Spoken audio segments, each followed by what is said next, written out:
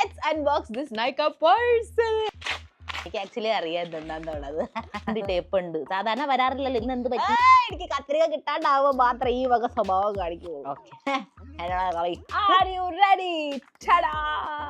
ഇങ്ങനെ ചെയ്ത് ഇപ്പുറത്തെ കൂടെ എടുക്കാം. ഓൾറെഡി എന്റെ അടുത്ത് ഈ ഒരു സോൾട്ട് ജനറോ പിസ്താഷ്യോ ആൻഡ് സോൾട്ടഡ് കാരമലിന്റെ വേരിയന്റ് ഉണ്ടായിരുന്നു.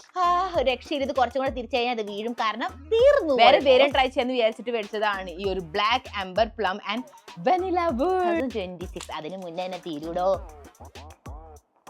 Time to smell it. Warm vanilla അല്ല, ഇതൊരു ഫ്ലോറൽ വെനില ആയിട്ട് എനിക്ക് ഫീൽ ആണ്.